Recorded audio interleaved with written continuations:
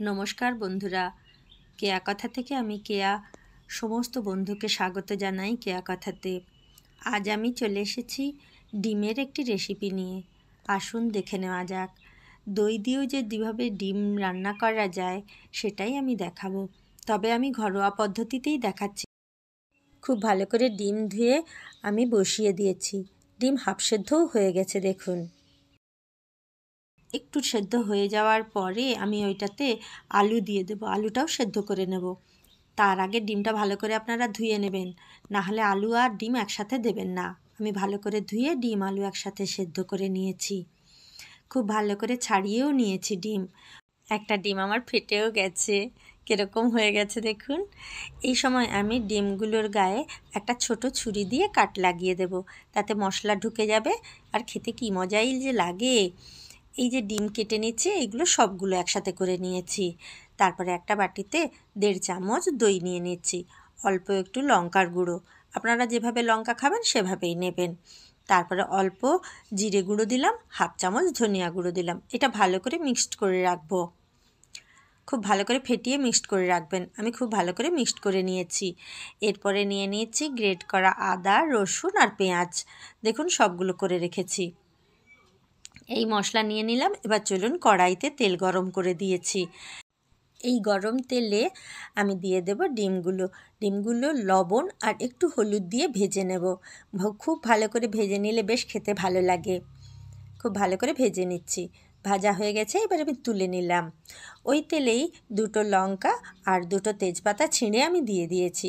এইবার পেঁয়াজ আর রসুন দিয়ে ভালো করে কষে নেব।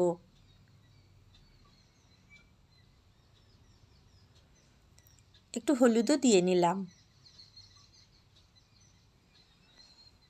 ভালো করে কষতে কষতেই আদাটাও দিয়ে দেব। 3টে জিনিসই খুব ভালো করে কষানো হোক। আমি কষিয়ে নিচ্ছি খুব ভালো করে। আর জল দিয়ে দিয়ে বারবার জল দিয়ে দিয়ে কষিয়ে নিলে তো খুবই ভালো হয়। আমি জল দিয়ে দিয়েও কষিয়ে নিচ্ছি। বারবার জল দিয়ে কষাতে কষাতেই দিয়ে দেবেন হাফ সেদ্ধ করা আলু, সেগুলোও এই সাথে কষে যাবে এবং মশলা ঢুকে যাবে। ভালোভাবে কষিয়ে নেবেন দুটো জিনিসই একসাথে। আমি ভালোভাবে নেড়েচেড়ে কষিয়ে নিচ্ছি।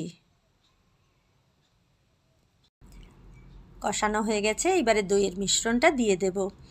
দইটা দিয়েছি বলে আমি কিন্তু আর টমেটো দিচ্ছি না, আপনারা যদি খেতে চান দেবেন, আমি কিন্তু এর সাথে আর টমেটো দেব না। খুব ভালো করে কষিয়ে নিচ্ছি 5-7 মিনিট। এই সময় লবণটাও দিয়ে দেব। দেখুন তেল এমনিতেই একটু একটু ছেড়ে ছেড়ে এসেছে। খুব ভালো করে কষিয়ে নিলে কি সুন্দর তেল ছেড়ে যায়। অল্প একটু জল দিয়ে দিয়ে দিচ্ছি ডিমগুলো। এটাও 2-4 মিনিট কষিয়ে নেব। এইবারে আর কষাবো না। দেখুন চারিধারে তেল উঠে গেছে। এই সময় আমি জল দিয়ে দিলাম। জল দিয়ে 4-5 মিনিট ঢাকা দিয়ে দেব। তার আগে অল্প একটু চিনি দিয়ে দিলাম। 4-5 মিনিট পরে এসে দেখেছি বেশ জলটা কমে গেছে। এইবারে নামিয়ে পরিবেশন করে দিলাম।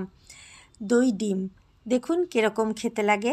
আমাদের ভালো লাগে বলেই আমরা তৈরি করি, আর সেটাই আপনাদেরকে দেখালাম। যদি ভালো লাগে তবে বাড়িতে রান্না করে খেয়ে দেখবেন, অবশ্যই ভালো লাগবে মনে হচ্ছে। আর এই ভিডিওটিতে যারা আমার সাথে থাকলেন তাদেরকে অসংখ্য ধন্যবাদ। দয়া করে লাইক, শেয়ার, সাবস্ক্রাইব করে দিয়ে আমার পাশে থাকবেন। আজ এখানেই শেষ করলাম, দেখা হবে পরের ভিডিওতে।